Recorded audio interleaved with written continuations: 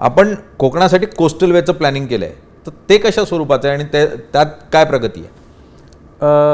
MSRTCकडे हा सागरी मार्ग जो आहे, जो रेवसपासून सुरू होतो, रेवस रेडी ज्याला म्हणतो, हा 532 किलोमीटरचा सागरी मार्ग आहे. त्याचं प्लॅनिंग आणि एक्झिक्युशन MSRTC करत आहे. आता या ठिकाणी हा 532 किलोमीटरचा जो मार्ग आहे, या ठिकाणी 9 ठिकाणी अशा क्रिक्स आहेत, म्हणजे 9 ठिकाणी अशा खाड्या आहेत ज्यामुळे थ्रू कनेक्टिव्हिटी नाही आहे. म्हणजे बऱ्याच ठिकाणी आता जर त्या रस्त्याने जायचं असेल तर खाडी पार करून जावं लागतं. बऱ्याच ठिकाणी ते रोरो सेवेचा वापर करून लोकांना गाड्या घेऊन पलीकडे जावं लागते आणि तसा प्रवास करावा लागतो. तसा प्रवास करणं थ्रूआउट या रस्त्यावरती ते पॉसिबल होत नाही. म्हणून शासनाने निर्णय घेतला की या 9 खाड्यावरती पहिल्यांदा पुलाचे बांधकाम करूया आणि त्या 9 पैकी 7 पुलाची कामं प्रत्यक्ष सुरू झाली आहेत आता. आणि येणाऱ्या 2.5 वर्षाच्या काळामध्ये हे 7ही पुलं बांधून पूर्ण होतील.